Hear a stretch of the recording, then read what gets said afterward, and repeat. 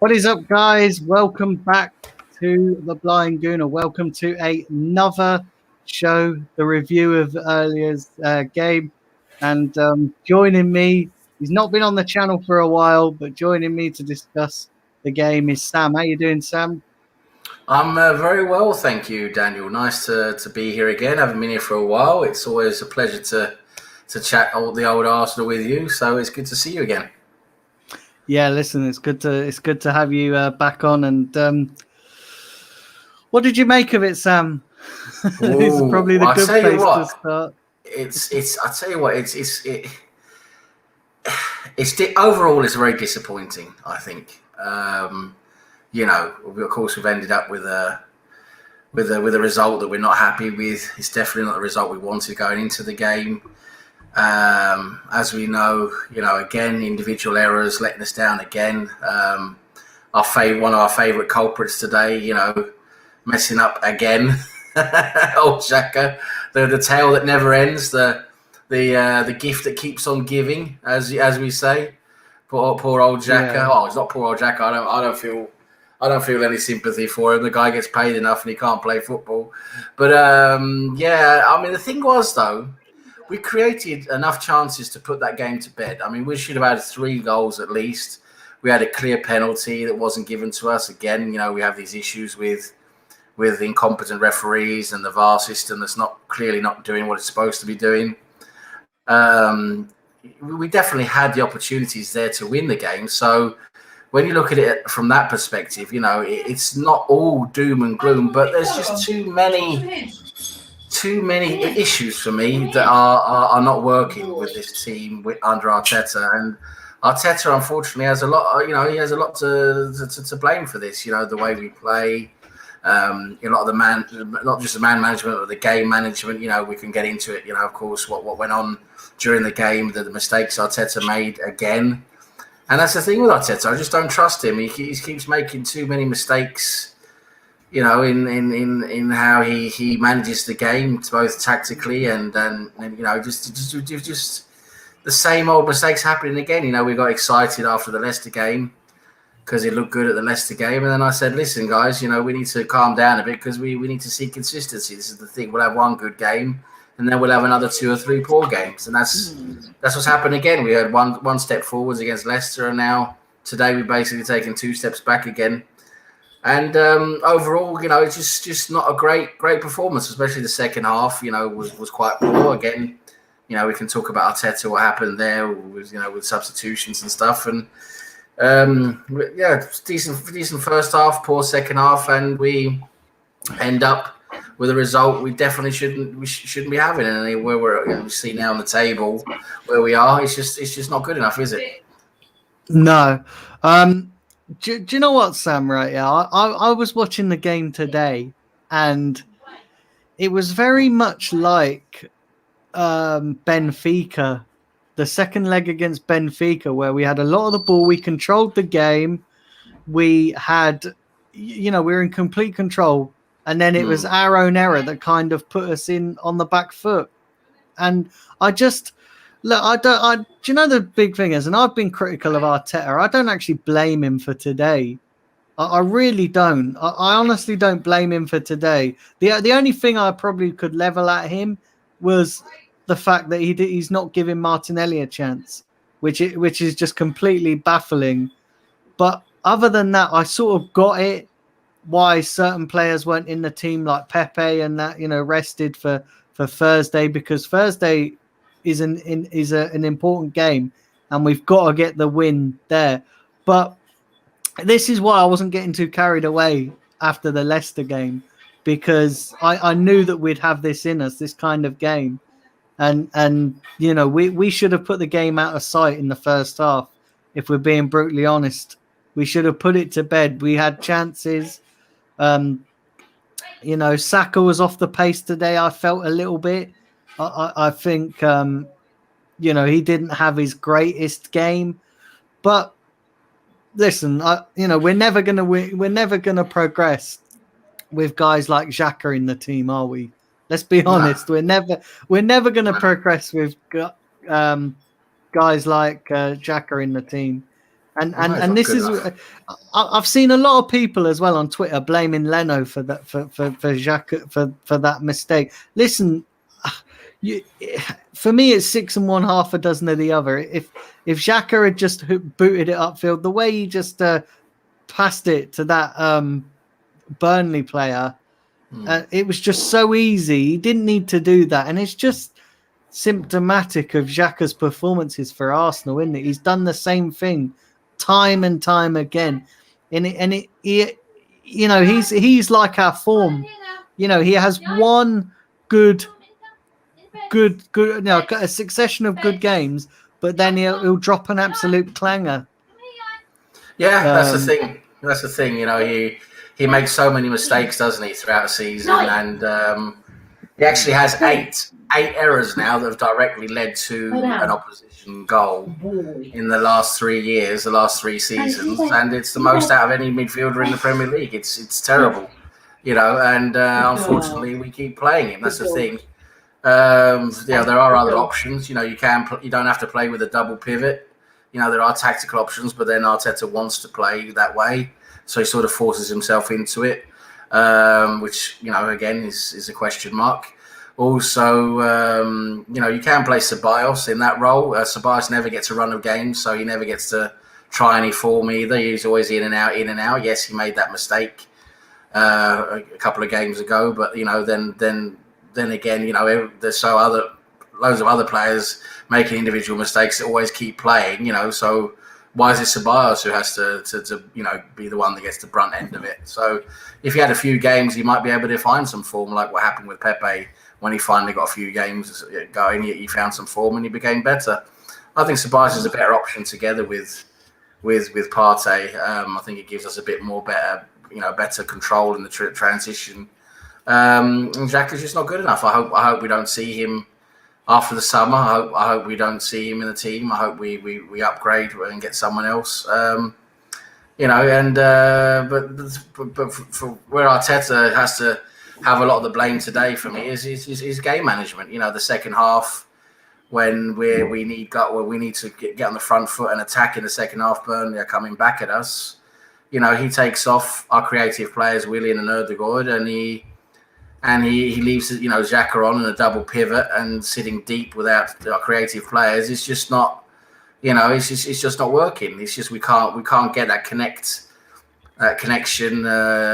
between the deep lying, the pivot, the transition to the attackers. It's just not working today, and so then it leaves Burnley to attack us and get more of an advantage against us, and then Xhaka had a terrible game today. He's the person who gets to stay on the pitch the whole game. Partey, who had a good game today. He looked very good today after being away, out for so long, basically. He's the one who gets substituted. So there's so many weird decisions today from Arteta in terms of the game management. I mean, the lineup, I'm not too displeased with the lineup. I thought Chambers was maybe a bit of a weird one, but I don't know what's happening with Bellerin there, whether he's resting Bellerin or he doesn't like Bellerin all of a sudden. I don't really know. I couldn't really get my head around that one. But apart from Chambers, I thought everything else looked okay. Like you said, I thought the lineup was okay, considering what we've got coming up now. But it was just, like I said, it was the game management, the way the game developed, and what Arteta did and didn't do. And again, it's these amateur mistakes and lack of experience. You can see that for me, these are all the red flags that I'm not happy with. I just don't see Arteta as the man to take us to the next level when he struggles, in a game management against Burnley. So, that's where it is for me. Yes, we had clear-cut chances. Yes, Saka was a bit out of form today, which is going to happen with a kid who's basically our star player now and our number one player at that young age. That pressure is going to get to him, and inevitably his form is going to dip, which always happens with young players. They're never going to play 20 games in a row without dipping in form. That's why you need to rest them and give them a bit of a chance to gain some energy and maybe get some form back again. If you keep playing them over and over and over, they're gonna jade a bit. And So,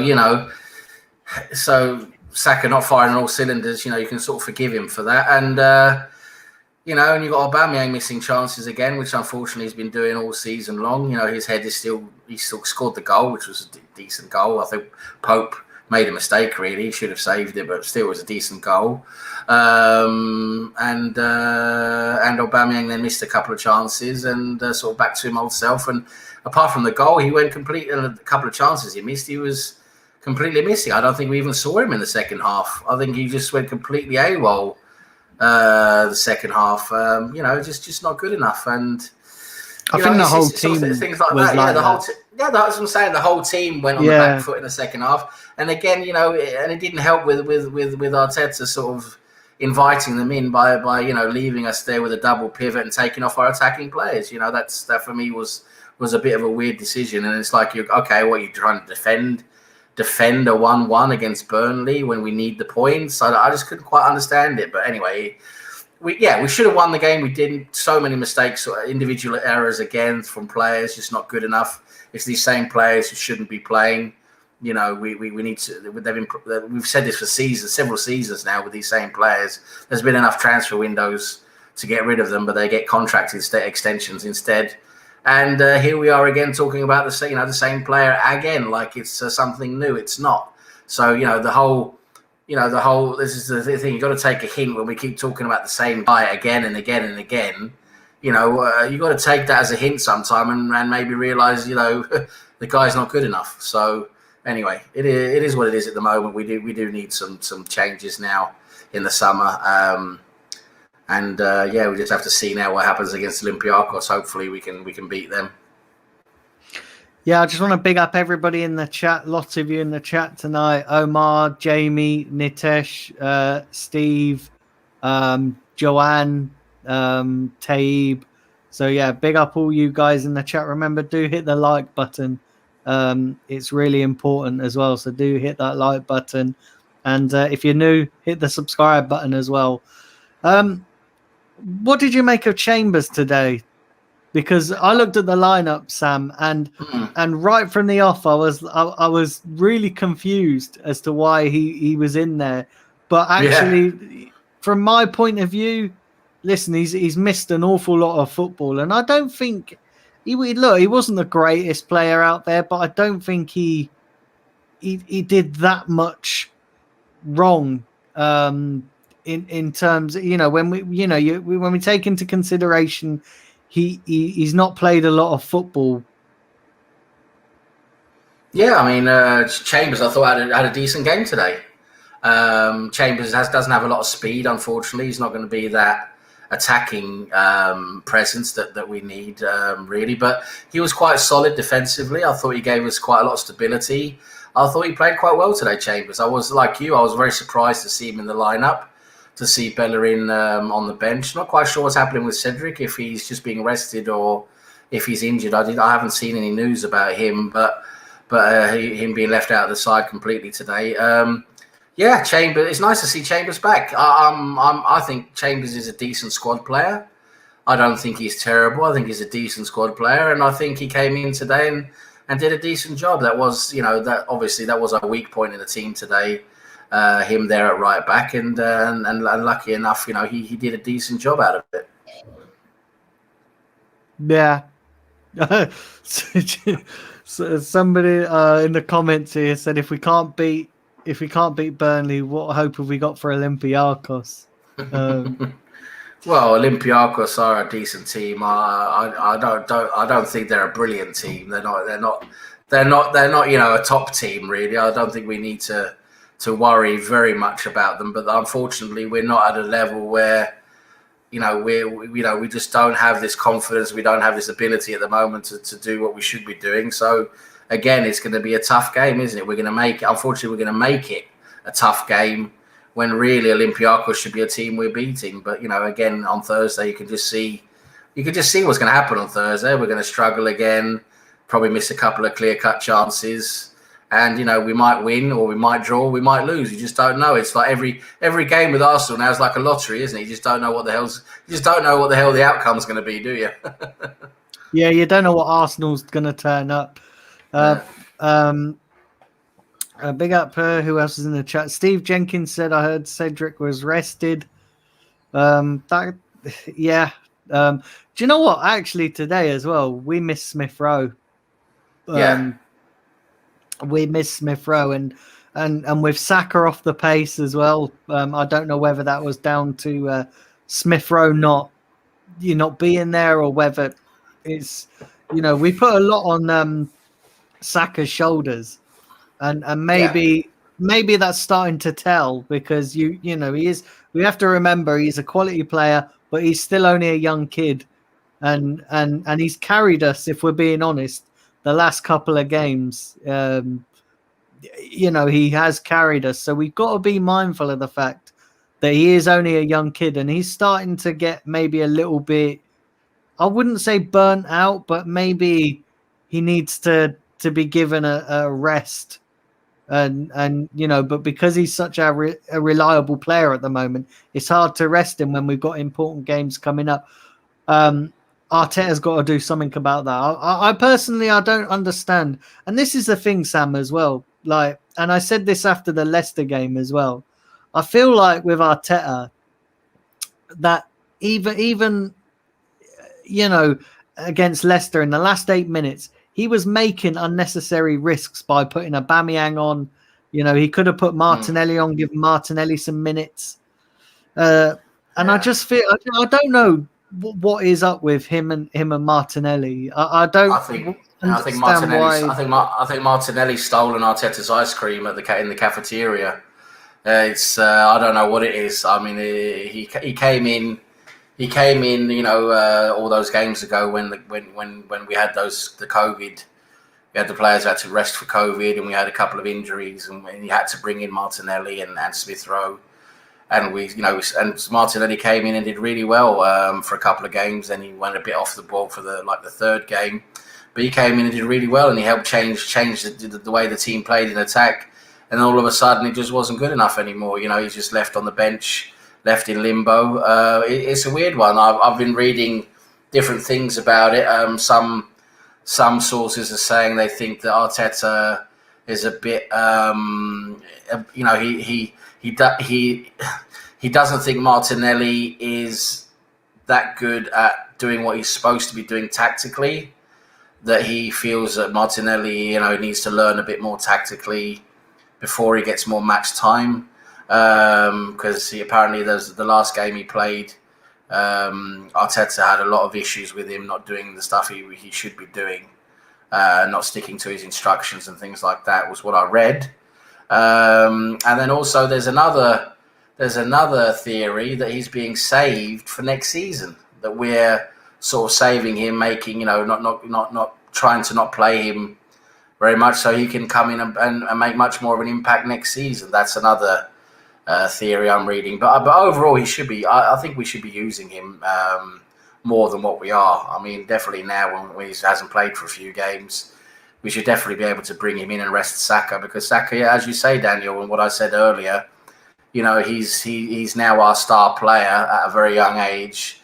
The club's sort of resting on his shoulders at the moment. We're expecting him to do everything basically for us, and it's a hell of a lot of expectation and weight on his shoulders. So obviously, the young kid playing all these games in a row with all that pressure, he's gonna dip a bit in form here and there. So that's when it's good to give him a bit of rest and maybe give Martinelli a chance. I would love to see Martinelli come in and be given a chance, because we know the talent he's got. I'd love to see him and his flair, see what he can do, and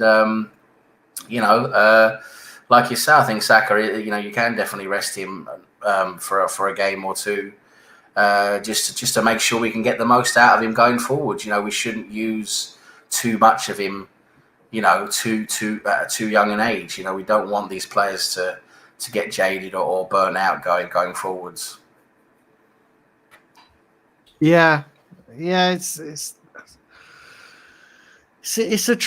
tricky, isn't it, Sam? I just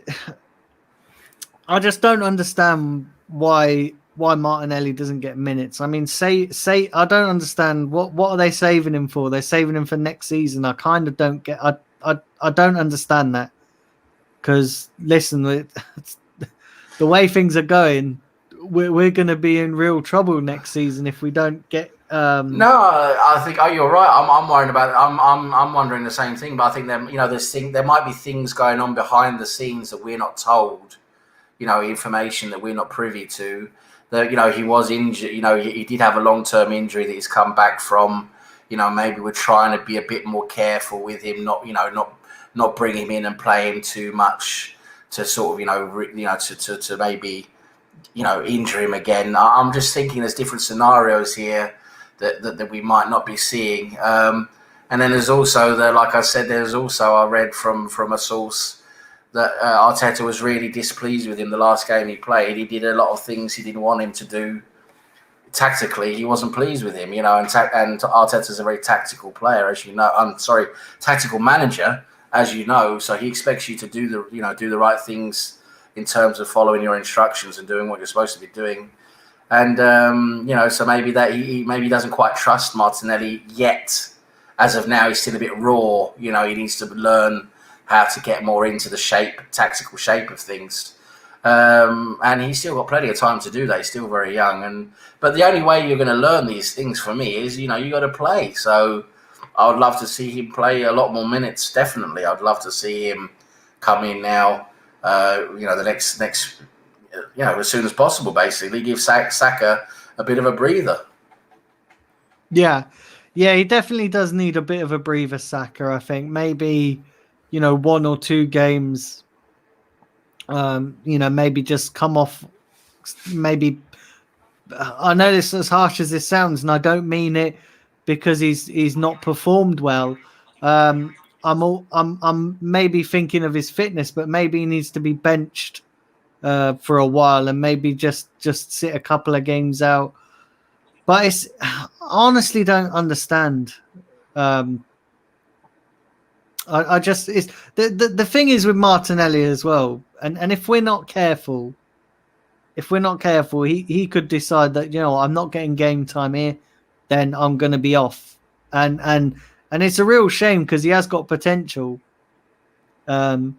And again, it reminds me, it's starting to look like the Balogun situation as well, isn't it? Do you know what I mean? Players with potential, and you can see there that if give them game time, and they could really step up. There's a lot of people, suggesting that Aubameyang's finished. If that is the case, then you want to gradually phase in these types of players who's not necessarily going to be as prolific as Aubameyang, but unless you're going to bring in a replacement, you want to start phasing in these kind of guys and training them up, coaching them to be, if not half decent, towards replacing Aubameyang. Yeah, I mean, definitely. But Balogun is a weird situation. I think a lot of it's down to the off-field things, and a bit down to his attitude, and his agent, I believe, has a lot of say there as well. He wants a lot more money than what he's being offered, and there's loads of issues there. Definitely, ongoing. I think Balogun seems to be a very, very good talent. The couple of games we saw him come in the Europa League. He scored a goal straight away. He scored another goal. He just looked really good. He looked like he was a hell of a lot better than Nketiah, that's for sure. And Nketiah seems to be out of favour as well. Now Nketiah has been left out of match day squads. He's playing a bit now for the under-23s again. So it's definitely a chance for Balogun to come in, but I don't think that's going to happen until they sort out his contract, which they have to do very soon, because I think he's out of contract now at the end of June or beginning of July. So they have to do it quite quickly. And but I'd love to see Balogun come in, definitely get a chance at least. In the next few games, he's definitely good enough in my view.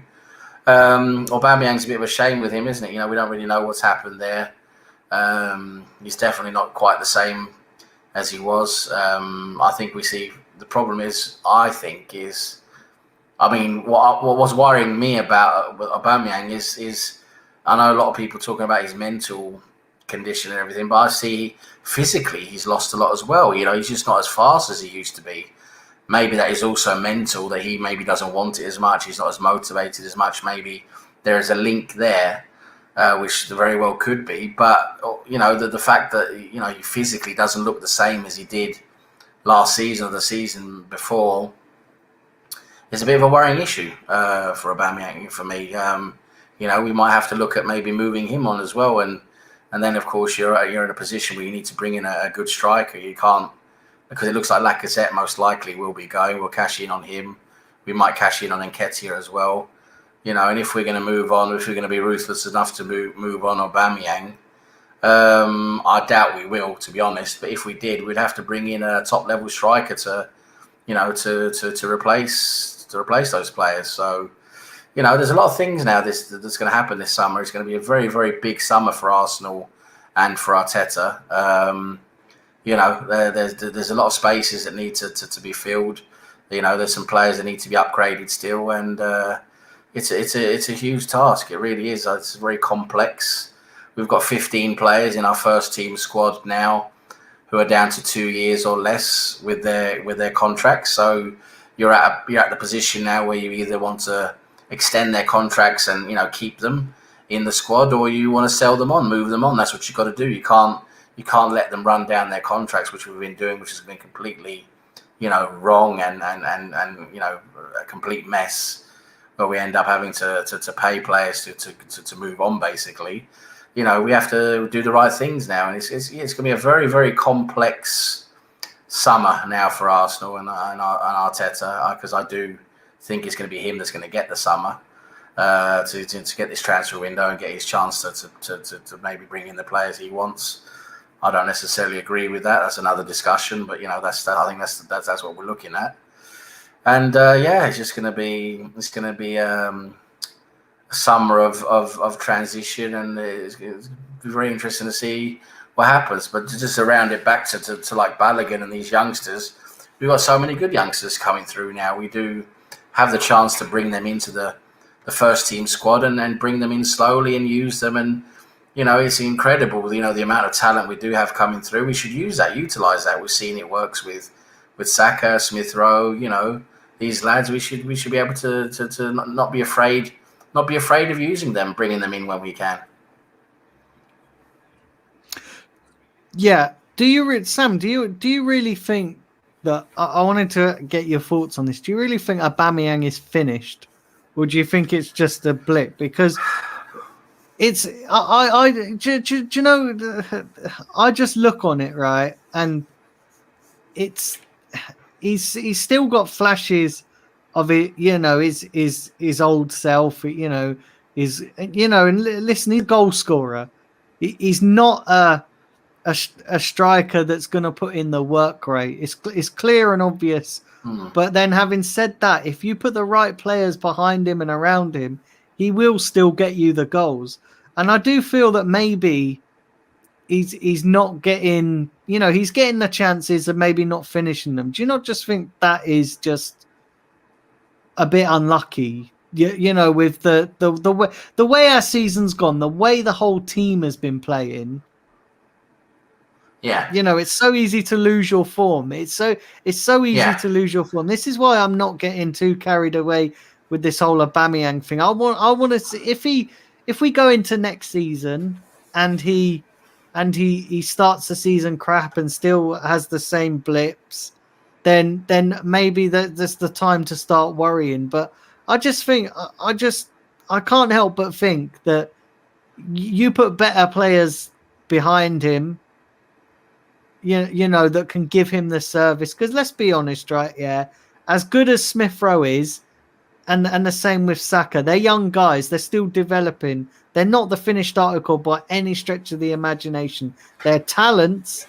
They're going to be huge talents in the future, both of them, Saka and Smith Rowe. I think they're going to be absolute quality, but they're not there yet, are they? They're not the finished article. And we don't have the finished article in terms of a creative midfielder and in terms of people who can provide the service. Odegaard, he's on loan. He's a great, I think he's got some real talent, but again, he's not our player. I look at him and I'm like, he's a great player, but he's not he's just below. That's true. So we've not really got anybody that can give him a continuous, consistent supply of service throughout the course of a season. And I think maybe that's where Aubameyang is struggling. Yeah. Just before we move on, so I just want to just say that apparently there's been a couple of super chats from Bargav. Shit, where are? And we've had some. I think we had one from SF Heatley as well. Can you see them there, Sam? The super chats. Let me see. I'm gonna roll right because back they do you know what it is, right? When the chat moves and I deliberately stayed in the chat box so I could miss any, and then I scrolled out to see how many people were watching, and because the chat moves the chat's moving so fast. Yeah, like there is loads of people in the chat, and I missed Bargav's super chats the other day as well. That's 3 times I've missed his super chat. Can't see any super chats from Bargav, but we did have one just now from SF Featley. If I'm not sure if that's how you S Featley TV. I'm not sure if that's how you pronounce his username. Yeah, that's Steve. He says he's a £5 super chat, and that's great. Thanks a lot. Yeah, thanks for your donation. He says, big up to you, Daniel, for yesterday. Thanks for coming on. It means so much for your support during that fundraiser. Look forward to working with you soon. So thanks a lot for that. That's great. Yeah, thank you for your super chat. Sorry, I can't put them up on the screen because the chat's moving so fast tonight as well. It's the chat's going great tonight. Yeah, all the regulars are in here. Faster than Bellerin. Definitely moving faster than Bellerin, that's for sure. Yeah, all the regulars are in here. It's great to see them. You know, it's good to see good chats. And I see Natish's. So yeah, big up loads of people. See Natish's in there doing damage as usual. Great stuff, Miss Mel. She's handling everything very well. I see. It's great. Omar's there. I haven't seen Omar for a while. Big up Omar. Bargav, of course. Nice to see you. Jamie, there we go. Hold Steve on. Dunn. So this is Stephen's super chat. Yeah, that's the one I just read. I found that, which is Sam's just read. I'm just putting that up on the screen so you can see that I found it. I don't know where Bargav's is. I'm going to find Bargav's. Yeah, I couldn't see it. I couldn't see one. I couldn't see a super chat from him either. Not now. He might have one a lot earlier. I'm not sure. I wonder if Bargav's is down here. Big up Kyle and Dean.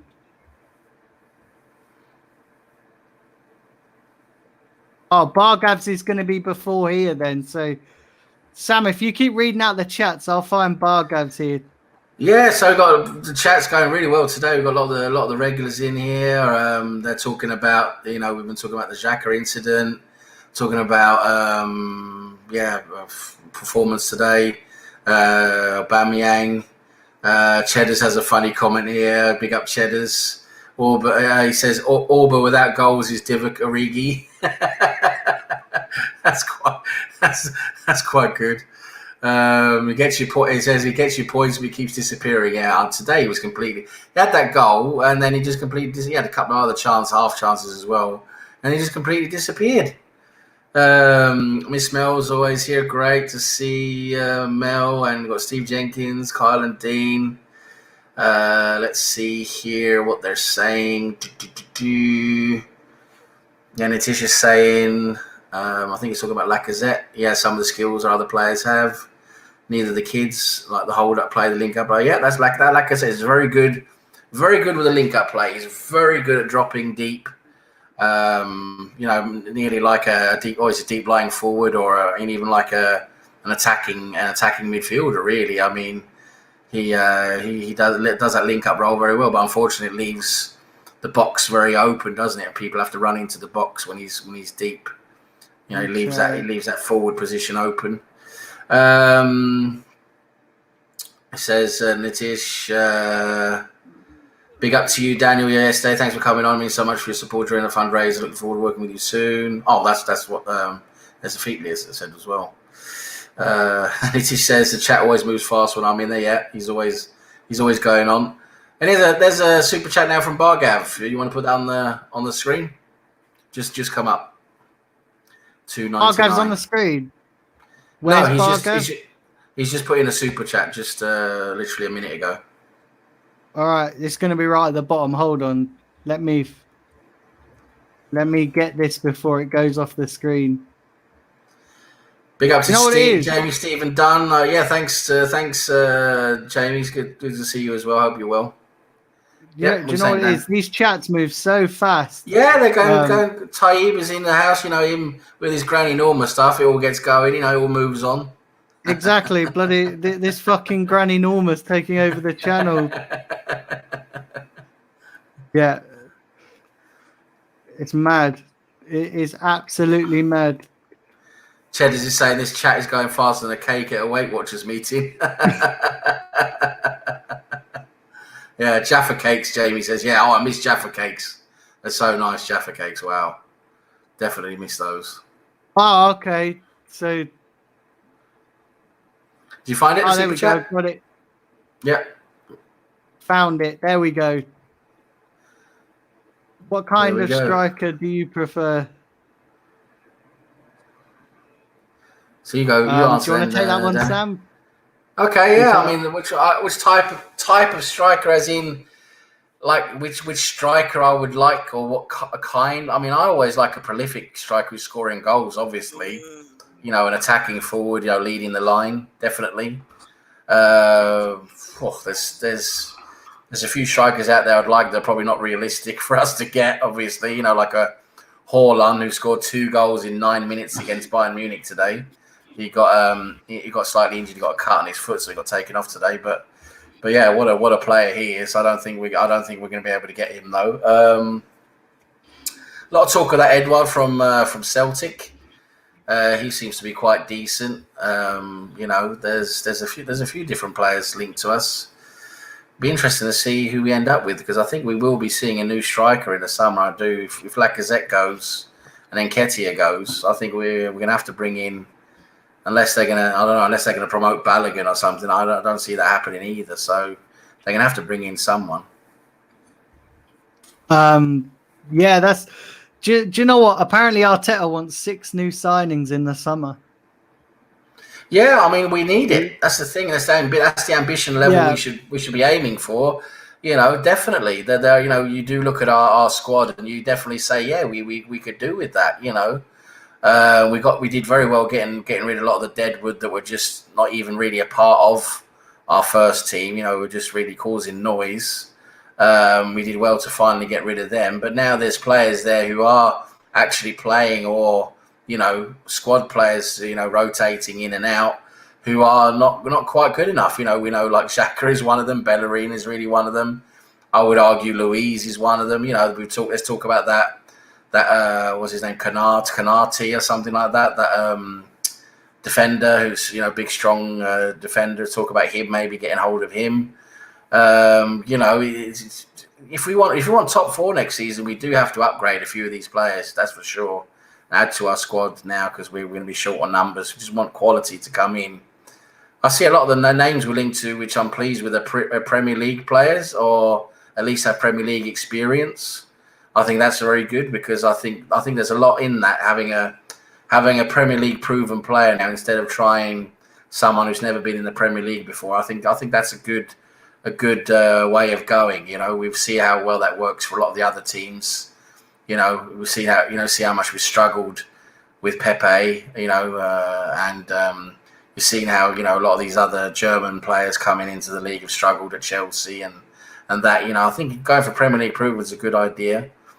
I see we're linked to several right backs. We definitely need a new right back, even though I'm quite pleased with Cedric at the moment. He's not exactly world class. You know, we need to upgrade the right back. That's for sure. I see Aaron's is linked. Lamptey is linked. Even Hakimi has been linked from Inter Milan. I think Hakimi is probably going to be a bit too expensive. Definitely Lamptey, though. Lamptey looks good. Yeah, I would take him, Sam. Lamptey's great going forward, and he would add a lot to our attack, which is great. But I have a feeling he's not quite there defensively, you know. But he could probably do a good job, better job than Bellerin at least. Anyway, that's for sure.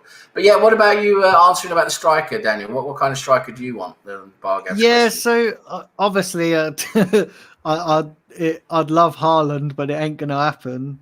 Amazing player. He Wow. would be an absolute class player, and he's going to cost about 90 to 100 million. If Arsenal had that money, I reckon he'd probably join because he's a big admirer of Arsenal. But listen, they ain't going to stump up 100 million for that kind of. Even if we had Champions League football, they're not going to do that. So he's just a pipe dream. But yeah, there's a couple out there. Edouard from Celtic. Yeah. Is another good one. But the thing is, right, and I've said this as well, and I wouldn't accept if we're going to replace Aubameyang, right? Yeah, we need to get someone of his quality. So they need to spend big money, because let me tell you something: we're not unless we spend the big money on a top player, we're not going to get as prolific goal scorer as Aubameyang. Nah. And I'd rather I think I kind of joke it, and I was sort of half joking when I said this, and it's never going to happen. But the only player that I would be happy with replacing Aubameyang is if they stumped up 200 million and got Mbappe, but it ain't going to happen. Nah. I said it. I said that we need that kind of player because there's nobody around. Maybe Haaland is probably close to being a suitable replacement for Aubameyang, but we ain't going to spend that money. So we're going to have to lower our expectations of a striker, and we're never going to get an Aubameyang replacement as good as Aubameyang. And it's mad. And it's like Bargo said here as well, that Aubameyang's style needs other players around him as well that suits his style. Yeah. You need to feed him the ball. He needs a team around him. That's for sure. Yeah. Yeah, I think we do. I think we're now with the creative players we've got with Smith Rowe, we've got Saka. Pepe is improving. If we do manage to keep hold of Erdegaard and bring him in the summer, he's another great creative player. I do think we've got all the creative side we need. It's just that someone who can be clinical and put the ball away. That's what we need. And Aubameyang, he definitely used to be that. Very clinical. We know that how clinical he was, but unfortunately, Aubameyang is not quite what he used to be. Certainly not at the moment, and it's been like this all season. And you have to start asking questions. When it's been this long now, is it gonna change? Is he gonna come back to where he was? That's the thing. You've got to start asking questions there now. I hope he does. Of course I do, but he keeps playing matches. He'll score a goal here and there, but his performances are nowhere near where they used to be. He goes missing. He's slower than he used to be. He lacks a lot of pace now.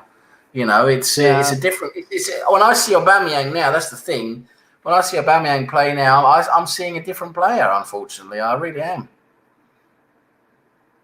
Yeah, I look at Aubameyang and it's like dating a fit bird who's approaching 40. It's just everything's going south and things aren't going right. Do you know what I mean? It's like tits are lower than a Tesco's carrier bag. Do you know what I mean? Like literally, and that's what it's like with watching Aubameyang's performances. It's starting to everything's going south. Yeah. But you know what? I just want to pick up on a couple of things in the chat as well. So yeah, sure. Listen, I never said that we would get Haaland or Mbappe. Those are dream signings, and yeah, I am dreaming there. ZH says, would you rather sign experienced players or up and coming young players? I think we need a mixture of both, if we're being honest. You know what? I'm really excited about our youngsters. I really am. There's 3 or 4 players now who are close to the first team squad who are really, really exciting. Balogun is definitely good enough to be in our first team squad, give a chance. We've got this Möller who's doing really well with a Swedish kid. He's behind Balogun, looking really, really good. And then in the midfield, we've got players like Aziz, who looks like he can be another great transitional player, like type of Ceballos type of player, just with a bit more skill, maybe a bit more confidence on the ball. We've got Serjan, who's looking really good as well, attacking midfielder. We've got, for me, the biggest star in our academy. He's still only, I think he's only 16. I think he's just about to turn 17. Is Patino, Charlie Patino. Wow, that kid looks amazing. I've seen a lot of his highlights now from the under 23s and that, and he is brilliant. He could play that deep lying role, maybe together with Xhaka in a couple of seasons. Maybe I'm sorry, not Xhaka.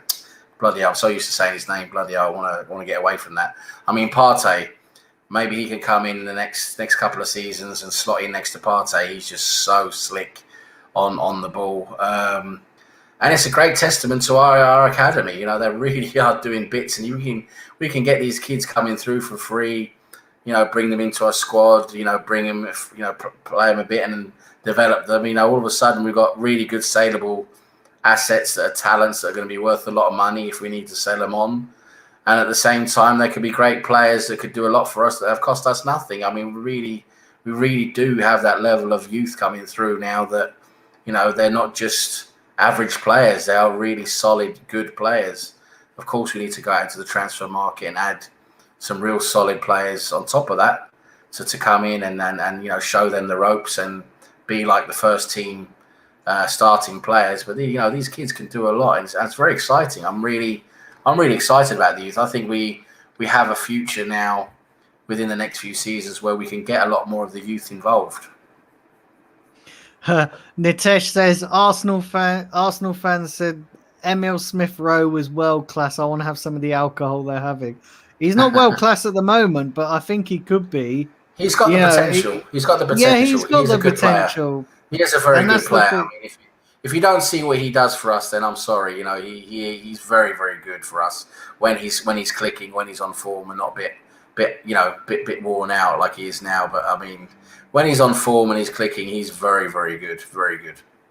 Yeah, and he is, and him and Saka together have formed up such a partnership, and play well maybe together, it's because they're from the both from the same like academy, and they've sort of come. They played the same teams together, yeah. And actually, that's really good. You know, you think we had that, you know, back in the day with the great Arsenal sides. Do you know what I mean? You know, so they could really, if they wanted to, they could really step up. Yeah, definitely. That's why I said, remember when we were going through that really bad patch? We'd lost, 4 games in a row at home, and it was just getting really bad. And I was like, why do we keep playing? Let's bring in the youngsters. Let's give them a chance. And everyone's like, oh, no, you can't bring in the youngsters. Oh, no, it's too much of a chance, too much of a risk. And I said, no, it's not, because these kids have been playing together since they were 9, 10, 11 years old. You know, they know how to play together.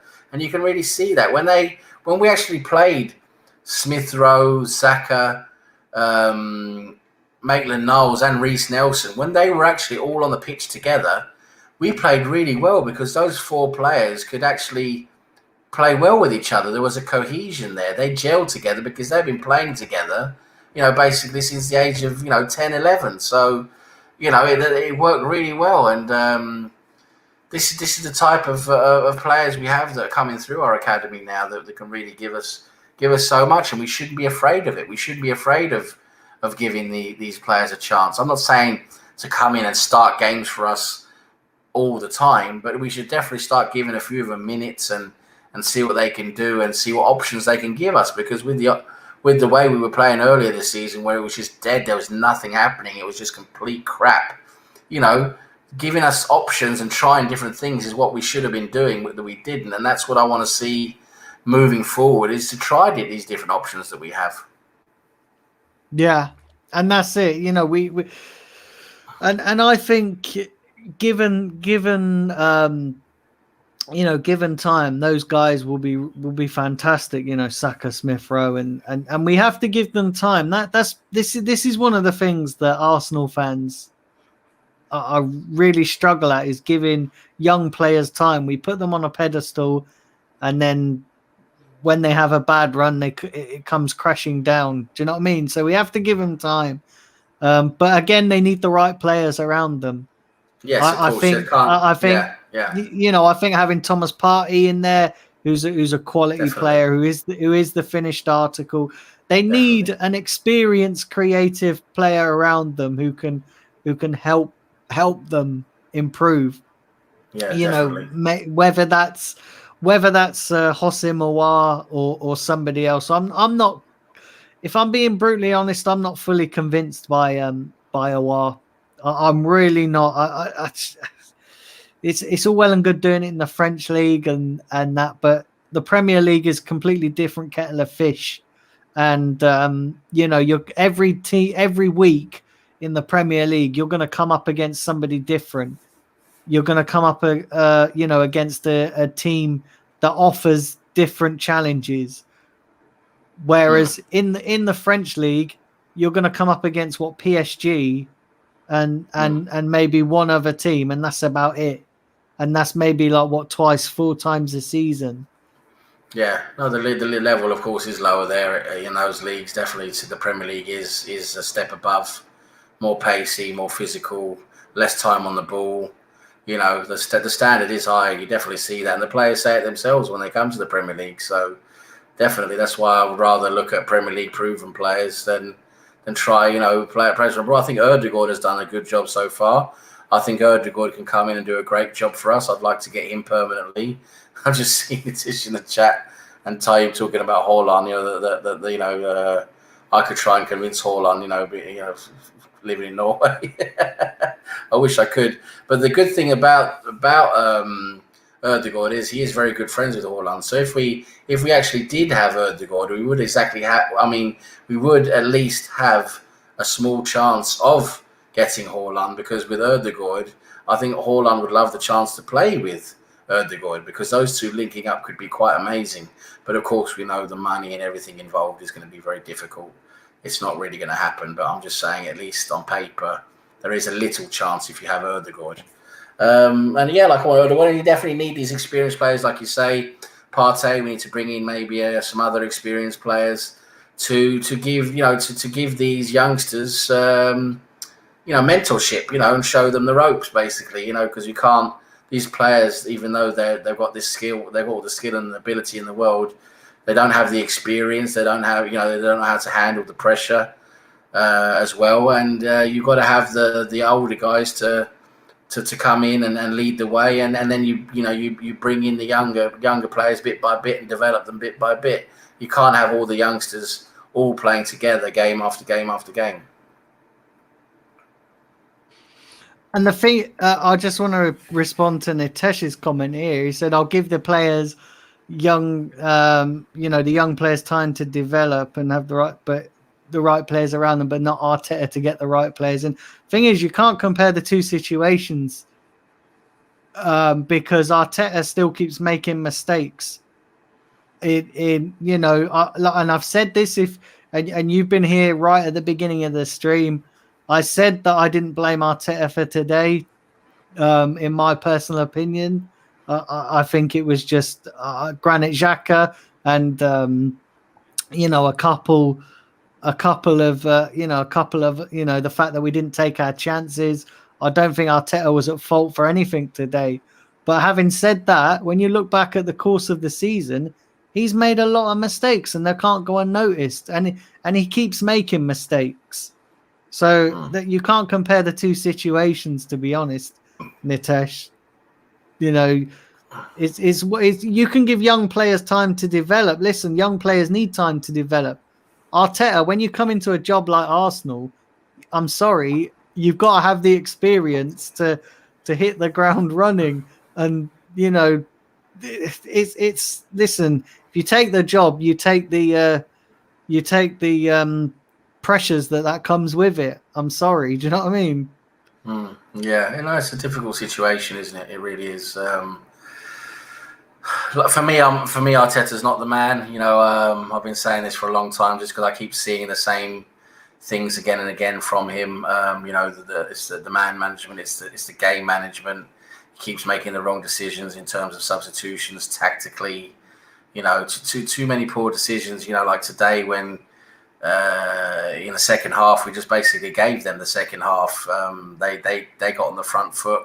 We got pushed back when we shouldn't. You know, we were doing very well in the first half, and we gave that advantage away to them in the second half, which we shouldn't have done. And a lot of it's down to the way we play. We keep playing with this deep lying double pivot, And for me, when you have Partey, when he's fully fit, we can't. We don't need a double pivot. Partey is good enough there deep by himself, and you can trust the likes of Smith Rowe when he's fit, Erdegaard, to press and be able to do a lot of good defensive duties off the ball.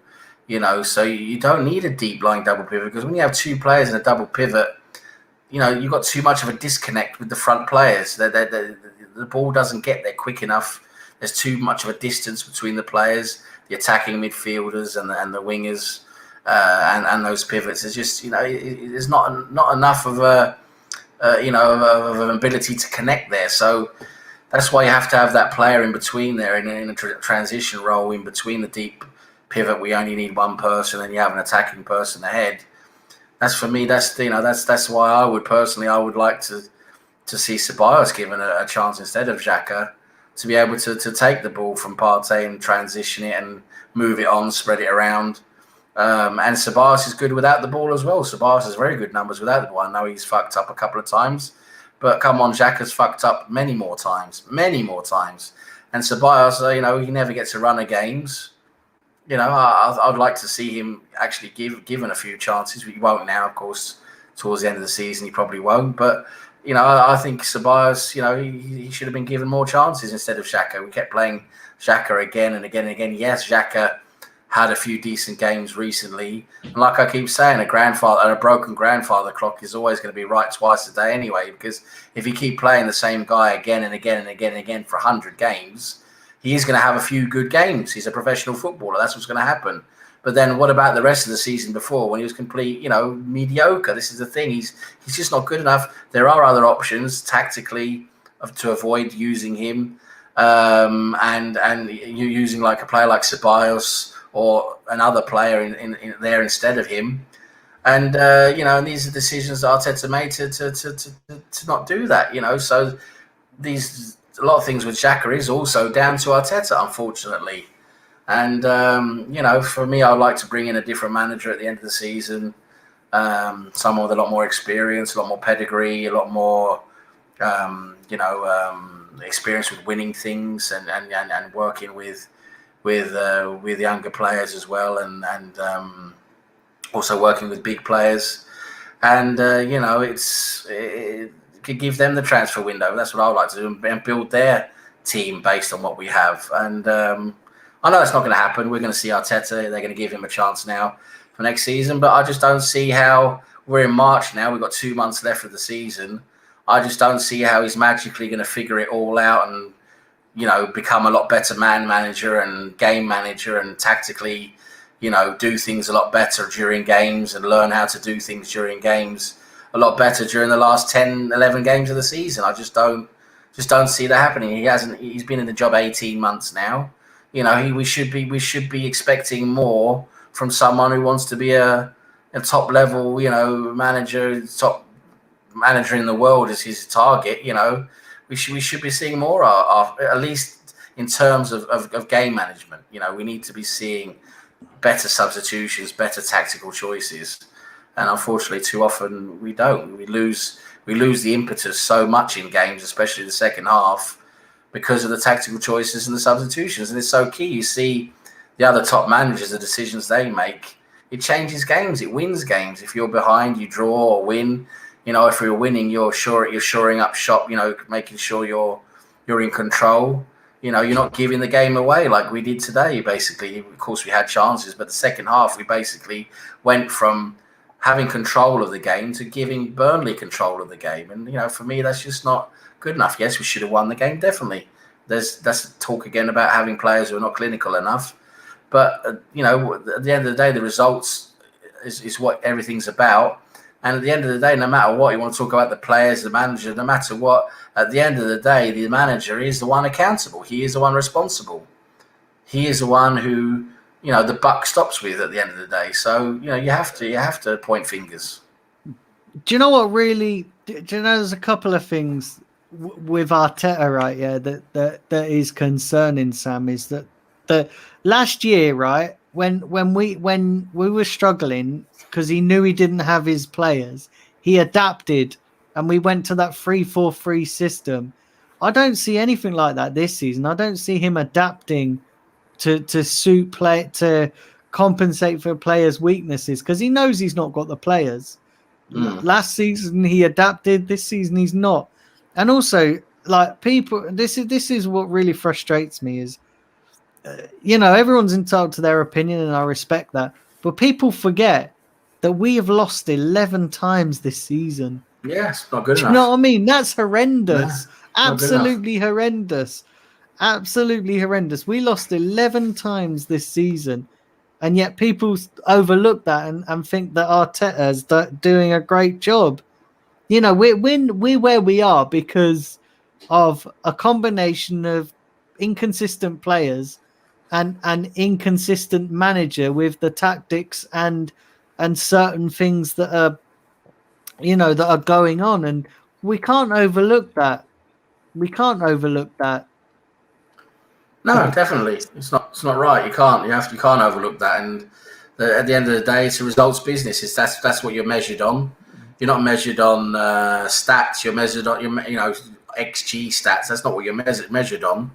You're measured on the results. You're measured on the league table. There's targets. You have to hit those targets, and if you don't, you're not performing well enough. It's as simple as that. And 11 losses, even after the problems we've had and everything, 11 losses and being where we are on the table, it's just nowhere near good enough. There's no way you can look at that and say that is in any form or manner acceptable. Sorry, you just can't. And anybody who says it is, I just can't get my head around it. I just can't see how you can accept being this far down the table with 11 losses. Playing a lot of the games like we did this season, and call that progress. I'm sorry, it's just not. It really isn't. Today we took another step back with, we create chances. In a football game, you're supposed to create chances. It's like going and racing a car and saying, oh yeah, we managed to do a lap. I mean, of course, if you're in a fucking car race, you're supposed to do a lap, right? To play a football game and say, oh, we had shots on goal, like that's some big, huge achievement. Sorry, you're playing a football game, a professional football game. Of course, you're supposed to have shots on target. But it's about, when you're at this level, it's about everything else. It's about the minor tactical tweaks, countering the opposition, getting on the front foot, being organised correctly, utilising the other team's weaknesses. Getting those small advantages where you can, making substitutions at the right time to get the most out of your players and the most out of your performance, tweaking the tactics during the game, tweaking who plays where to get the most out of your performance and utilize the weaknesses in the other team. This is all the things we're missing with Arteta, and to just fall back, oh, well, at least we had a few chances. Yeah, we had a few chances, but they were supposed to have that. We're playing a football game. So, to just lean back on that all the time, it's just not good enough. We've got 11 losses. We're 10th or 11th. I don't know. I haven't seen the table after today. We're 10th or 11th, something like that. 10th, I think. It's just nowhere near good enough. And then for anybody who thinks it's good enough, I'm sorry, but where are your ambition levels? What kind of club do you want Arsenal to be? Do you want us to become a Nottingham Forest? Do you want us to become an Ipswich Town? Is that what you want? You're just going to accept mediocrity because football's football and no one has a right to win anything? No, sure, but after what we were promised when we moved to the Emirates, all the money this club generates. Yes, we've had COVID. That's a different discussion. But all this money this club generates, we shouldn't be a mid-table team. No way should we be a mid-table team. And that's what pisses me off. And then we've got fans who say, oh, let's have a season outside of Europe. Really? Have you seen our losses? Have you seen our losses for this last season? We have 40 million something in losses. That's just for the first quarter because the rest of the year hasn't been counted yet. That's only until May last year. So, the losses for 2020 in total are going to be horrific. And that's 3 or actually 4 years in a row now with large losses. This is a business that's going downhill. And it's because of the results. It's because of where we are. And you know what? There's if you get to the point where you have to sell assets because you can't afford to, or the owners don't want to put the money in and they don't want to, and you can't afford to keep things going. you start selling assets, you start selling players, right? You're going to go downhill quickly. That's it. And all of a sudden you become an also around a team that slides down the divisions. And I don't want that for Arsenal. And we've got so many fans who just accept this. Like, oh, this is okay. It's not okay. It's not okay. We are where we are. We have to accept where we are. But we can't say it's okay. We have to move on from here and expect next season to do a hell of a lot better. Next season, we have to aim for top 4. It's as simple as that. That's the revenue stream this club has. Yeah, and Stephen Featley said, this is great, and thank you again for your donation. He said 11 defeats is not acceptable considering last when we won a title. We went unbeaten. And it's, I suppose,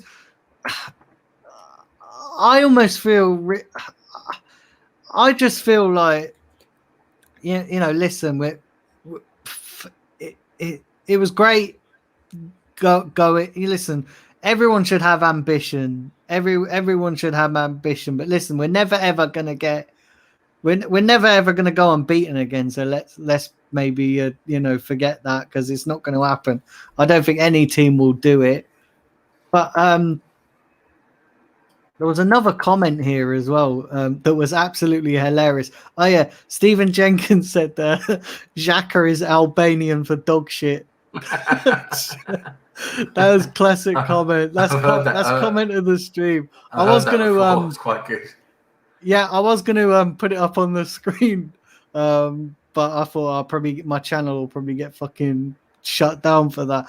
But yeah, that's comment of the stream. That is. But yeah, we've got to start asking questions. We have to. If people are happy with languishing down, we took back at the start of the season. I predicted that we'd finish top 6, and a lot of people were in the same camp as me, maybe top 6. Never did I expect that we would be. Even with Arteta right here, I never expected we would be in the same position, actually, if not in a worse position than where we were last season.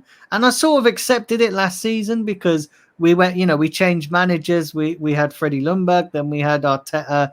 We had that bad start under Unai Emery. So I accepted it last season. But this season, there's no excuses. Do you know what I mean? There really isn't. No, there isn't. I mean, there's we're not Bournemouth, right? You've got a tiny little ground down on the south coast, and you can barely make a few £100 a game, basically, with like 15,000 people in your ground or whatever. We're Arsenal Football Club. We've got Emirates. We've got one of the best stadiums in the world. We normally, not so much lately, but we normally fill it up with 60,000 people, make £3 or £4 million a game. Got the highest revenue stream from a stadium, a home game revenue than any other team in the world, basically. Look at where we are stature-wise, historically, and even recently, the 2000s. I know the last 10, 15 years we've been struggling, but it's to accept this and not want to move up again it's just mind-boggling. It just really is. And to answer Nitesh, he's trying to say, well, 4th every year, was that mediocre? Well, you look at the level we was competing then, the league was not as competitive as it is now. A lot more money has come in now to the league. A lot more teams have more money now and a lot more competitive than what they were just a few years ago. So but yes, I would say 5, 6, 7 years ago, finishing 4th and not getting anywhere near competing in the league was not good enough. That was mediocre for us at the level we expected. You've got to remember the expectations of Arsenal Football Club. Our expectations when we moved to the Emirates were to challenge for trophies, challenge for the title. We're supposed to challenge teams like Manchester United, Chelsea, challenge the Real Madrids, the Barcelonas of this world. That was the idea of moving to the stadium, to enable us to do that. And yes, of course, we know what has happened in terms of the mismanagement of the club. Yes, the Gazideses, the Raúls, the Cronkies not knowing really what they're doing, the Hasfamis, all these guys, the Vinais, all that lot. We know it's been a mess behind the scenes. We know that. But at the end of the day, there's been a lot of mismanagement on the pitch as well from our managers, from Arsene Wenger when he decided to change everything to a possession-based style that never worked for us properly. And then with the likes of Emery who came in, who just didn't work. And then it's all like, oh, well, if Emery didn't work and Arteta's not working, who's going to work? Like, that's it. It's the end of the world. That's it. Yeah. Let's all just kill ourselves. And that's it. Just end the world, because there's no other way of going. I mean, it's just ridiculous. Of course, you've got to find someone who works. And I want to answer your question, Nitesh. I've never given Emery the benefit of the doubt. I have never, when he was doing crap last season, I was criticizing him as well. And I'm not Arteta out because we won an FA Cup and the club are backing him. Listen, whether the club are backing him is a whole different discussion, because you've got to define what backing him means. If in the summer they give him 200, 300 million, then yeah, I might say that the club are backing Arteta. But are they going to do that? We don't know. It's too early to say at this stage. But all I was saying in regards to Emery, and I've said this along, Emery had one season last season. He had 1.5 seasons. The first season, he finished higher than Arteta. Emery lost himself the Arsenal job. Let's put it. 2 reasons why is that he threw away top 4. Emery threw away top 4. He had it if he wanted to. We've been the end of that season, didn't we? Yeah, if we'd have won either at Crystal Palace at home or at Brighton at home, we would have been in the top 4. So Emery threw it away. Emery fucked it up for himself. Had he played it right, we would have been in the top 4. We would have qualified for the Champions League. And then, not to mention that the Europa League final was an absolute bloody... It was like taking it up the arse. Do you know what I mean? Literally, it was. That Europa League final embarrassing. It was absolutely horrendous. Yeah, it was embarrassing. Yeah. So Emery lost his own job. And the second reason why Emery cost himself a job is that he didn't have an interpreter. If he had an interpreter, I'm pretty sure the communication between him and the players would have been a lot better. And I'm certain of that. But I've been critical of Emery. Now, the difference is Arteta speaks perfectly good English. No, I'm not, I don't want to get into this whole language barrier thing because it's only a part of it. But Arteta has been in and around the Premier League long enough.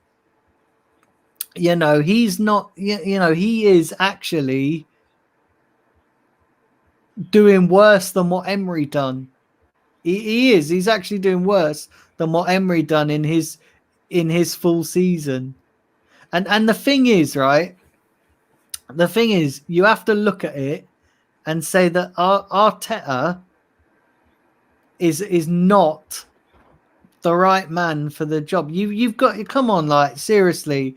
You've got to see that he's not the right man. And do you know the worrying thing for me about Arteta is that when we played crap this season, you look at the performances we've underperformed. You look at the performances where we've woefully turned up to games, and we've just actually been embarrassed. Every single press conference after that, Arteta's come out and said, I'm really proud of the boys today. I'm really proud of the way they played. I thought we played fantastic. The reason we lost the game was down to fine margins. What a load of fucking bollocks that is. Do you know what I mean? What a load of bollocks. That's typical. That's the way managers talk in press conferences. It's that spin. It's all about the spin to make sure you're not saying the wrong things in public. To go against your players and things like that. That's all just spin. You can't believe a single word of what they say in those press conferences. You really can't. Oh, come on, Nitesh. Seriously. What are you smoking? Emery didn't throw away top four. He had the same issue with Emery did throw Ramsey away because injured. we had eight games. All we needed was to win one of those 8 games. And you're telling me you're telling me he didn't bin it by not winning one of those 8 games? Come on. He said Ramsey injured and the same creative issues. Ugh. And actually, when you look at it, right, yeah, Emery threw it away. And when you look at it, then yes, he didn't have the creative issues, right? Yeah? He didn't have the creativity in the team. I'll maybe grant you that. But when you look at Arteta's got the creativity in the team. You're telling me Smith Rowe and Saka aren't creative midfielders? Are you going to sit there and tell me they're not the finished article? But Emery had those and didn't use them. Arteta's got them and he's using them and still getting a much worse result than what Emery had. Yeah, and it's just talking about the players we've got and the players we've got rid of. Yeah, that's true. But how are they performing on the pitch? How are they performing on the pitch? That's what it's all about. It's not very good, is it? So, that's the proof in the pudding, as they say. And I've got to love this Frankie. Welcome to the chat. This Frankie AG Nostos. Frankie, I'm not sure if that's how you want to say your name, but Frankie, I've not seen you in the chat for a while, but thanks. Welcome to the chat. Joining. Yeah, thanks for joining. He says last season, this is a doozy. This one, last season after 27 games, Arsenal were 42 points behind Liverpool. This season after 27 games, they're only 5 points behind Liverpool. That's a 37-point improvement after last season. Congratulations, Frankie. You can do mathematics. Well done. Let me just ask you a simple question. Are Liverpool the same team as last season? Are they winning the league, running away with the league? No, they're not. So, let's put things into perspective, eh? I think we need that. Let's see. Gary's in the chat. DWTT. Big up, Gary. Statics. A lot of good stuff he's put out there. See Ricardo E's in the chat. He's also against Arteta. Says he's tactically naive. It's not about possession football to win. It's about organisation, resilience, fast and that's true. You see so many times now. You don't need possession to win games. It's about being effective with the chances you have. There's loads and loads of examples of teams who, would rather have the opposition, have the ball and just counter them and be direct. And it works very, very well. I mean, we'll see many teams do that. So it's not all about possession. That's true. Yeah. Was the Palace game he threw away? We should have had third. I think I'm not entirely sure, but I think if we'd have won either of the game, we would have been in the top 4. I know that. I know we were with Emery. I think we would have been in the top 4. Nitish, he says, so Sam and Daniel, would you sack Klopp if he was at Arsenal performing like he is now? I don't really understand that question. If we had Klopp in the same position now, I would definitely be asking questions of Klopp. Definitely, I might just because Klopp is a more proven manager, has done a lot more and won a lot more. I might be able to be a bit more willing to give him a bit more of a chance. But when you're an amateur manager and you've done nothing basically, apart from you won the FA Cup, but how long is he going to live off of that? He won 3 games and won the FA Cup. Yeah, good achievement. But is he going to live the rest of his life off of that? We have to move on a bit from that. He hasn't done anything. He's come in as an assistant manager. He doesn't have that pedigree that Klopp had. They're two different. They're two different. Starting points. Basically, that's what they are. Klopp has a whole completely different starting point. But I would be asking questions. If Klopp was in Arteta's shoes now, with us for Arsenal, doing the same things, I would be asking questions. I'd be saying, "What the hell's going on, Klopp? What are you doing?" Because Klopp wouldn't be doing the crazy shit Arteta's doing during a game, taking off attacking players when you need to get a goal, leaving a double pivot on the field, leaving Xhaka on and taking off Partey, Stuff like that. Klopp wouldn't do. Anyway, so Yeah, that's a different and discussion. that's the thing as well. Ricardo says it here. I want to get rid of this loser mentality, and that's the thing. I'm not criticizing Arteta. I'm sure he's a great person. I'm sure he's a lovely guy, but as a football manager and as a coach, he's not there. And I'm not saying that he couldn't be there in the future, but I'm just saying any coach, right, yeah, that hasn't got no experience, usually takes about 5 or 6 years maybe to train and get experience. You start at a lower league, you start at a lower level, and then if you're any good, you kind of work your way up, and it's done on a progression basis.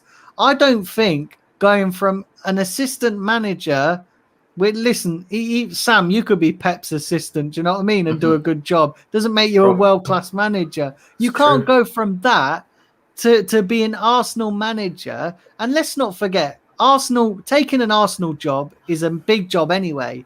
But taking the Arsenal job when Arteta did, as the state that we're in, you might as well take that big job and multiply it by 20, because that's what he's got to deal with.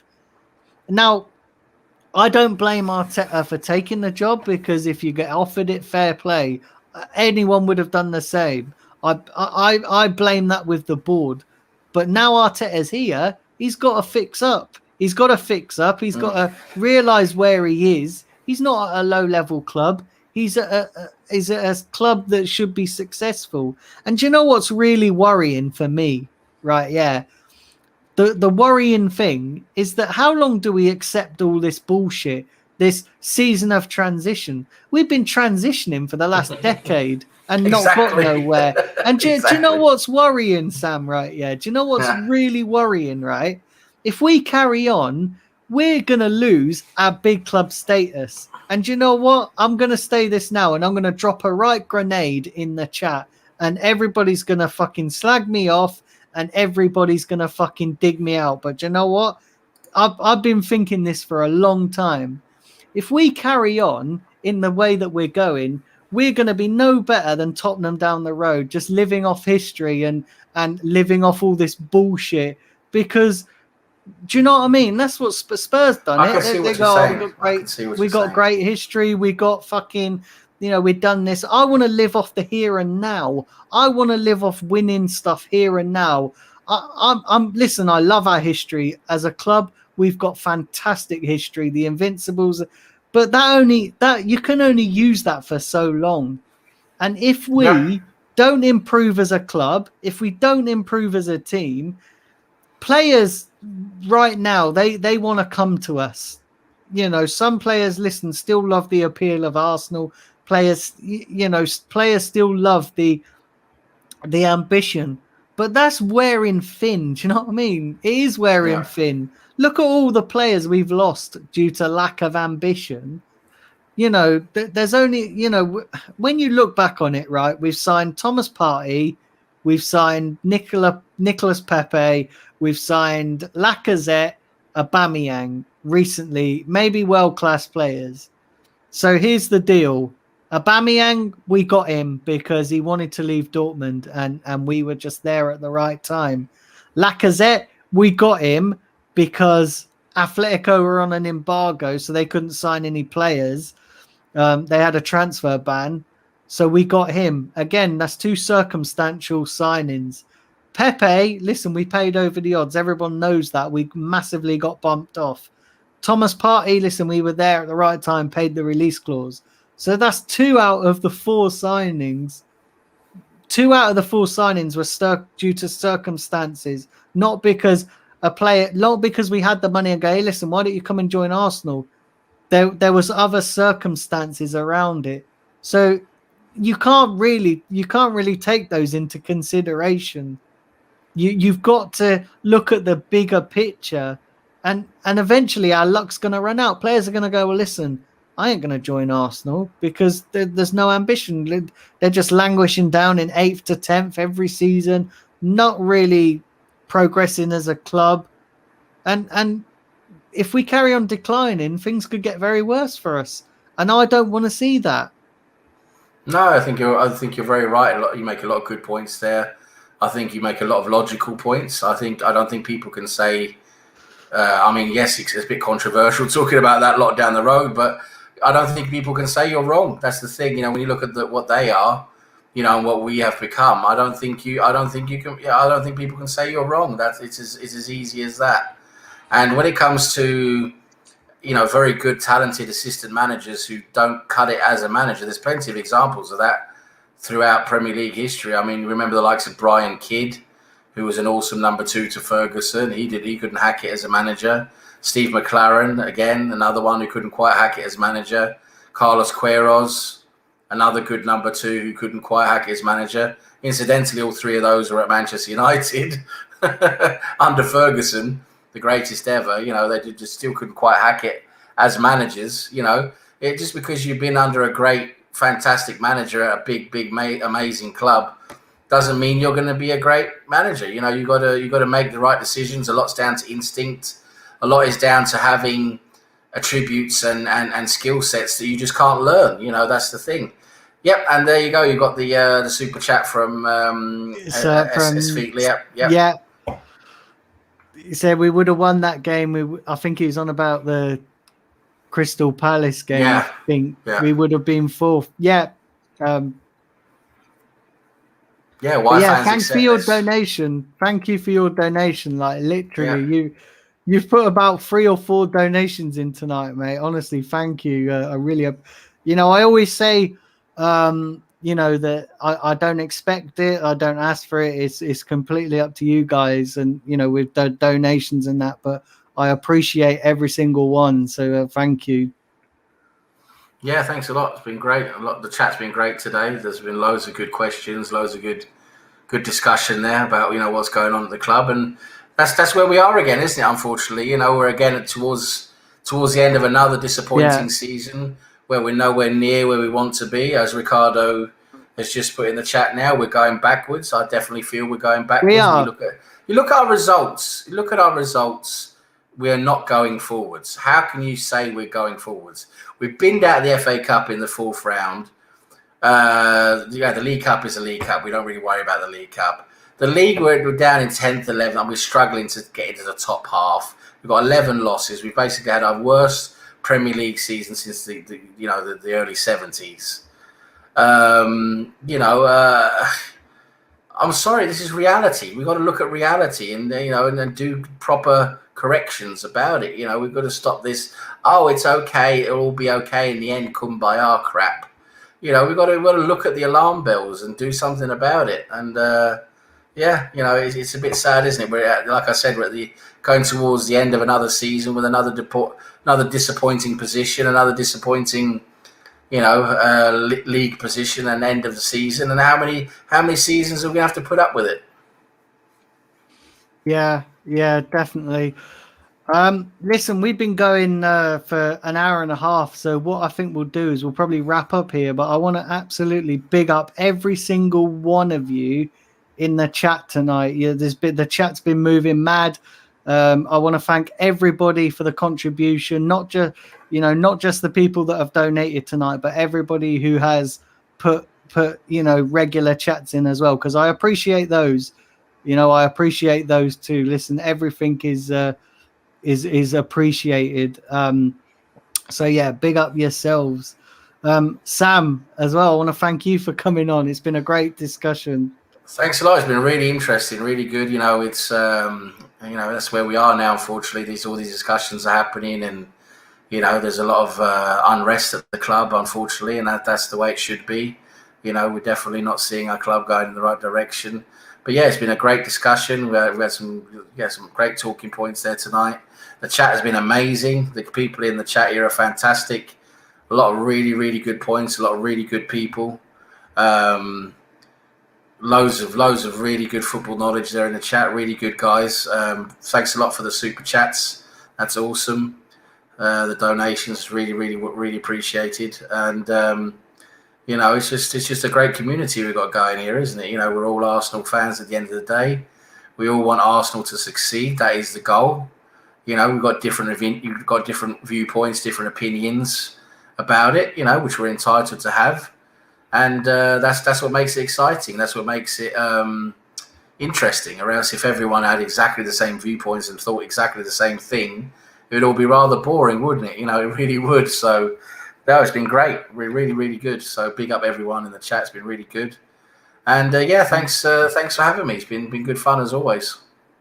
And I would say let people know where they can find you, but you don't have your channel now, do you? No, I don't have a channel now anymore. No, I've just been that. Just too many channels now. I don't really want to bother with a channel, but I enjoy being a guest, like coming on and joining you, and I join other channels as well as a panelist and a guest, and it's good fun.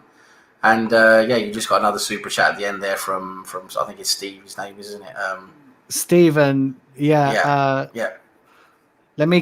I'll quickly get this up on the screen, so I can show this before we wrap up. So bear with me while I scroll right down and get this. I just want to shout out Cheddar's our resident Liverpool fan, but we all know he's a closet Arsenal fan. You nutter Cheddars, we know you are our closet Arsenal fan. You love Arsenal. You're more in the Arsenal chats than you are the Liverpool chats. So we definitely know you want Arsenal to achieve, that's for sure.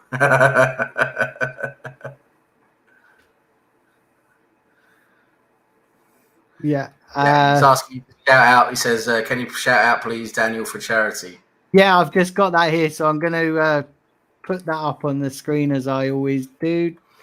So yeah, Stephen's charity is for children's liver disease, and I think you're still going, right? You're still accepting donations to that. So if anybody could go over there, give a small contribution, and also check out the stream that he did yesterday. Really good stream that he done yesterday. I think he went for like over 7-8 hours. So yeah, really appreciate that. If you could go over and check that, go over and give him a subscribe as well. But I know if you can, I know he would. Stephen would really appreciate the donations for the children's liver disease charity. I think I've got that right, and yeah. But yeah, do go and check that out, because it's for a great cause, and the stream yesterday was fantastic. And yeah, once again, thank you for your super chat as well. Really appreciate that. But yeah, listen, I think we'll wrap up. But Sam, thank you very much for joining. Thank you. Thanks, listen, I just want to tell everybody as well about a couple of things coming up in March. So this week I've got some great guests lined up. I think I've got Mike from the Gooners podcast coming on sometime this week. And then sometime in the middle to end of March, there's not a date confirmed yet, but I know it's definitely booked in. I've got Andrew from the Arse blog coming on. So yeah, that's great. That's we're going to fix up a time in the next couple of weeks. So he's coming on, and I've got another couple of guests lined up that are not yet confirmed, but I'll share that when they are confirmed, just in case they don't come off. So yeah, really good things coming up on this channel over the next month or so. So yeah, do smash the like button on your way out. Yeah, hit the like button, folks. If you haven't done it, come on, like button. If you've not done so already and you're new around here, hit the subscribe. Really appreciate it. Everything helps the channel grow. We are getting so close to 2,000 subscribers now. We're literally like 300 off it. So yeah, we're really closing in on that. And yeah, listen, it was a great chat, and not a great result today, but we bounce back hopefully on Thursday, which is a really important game. I'll be back Monday with another show looking ahead to that Olympiacos game. And yeah, listen, Sam, thanks for joining once again. Really appreciate it. Cheers. Thanks a lot. And yeah, listen, until Monday, take care, guys. And come on, you Gunners.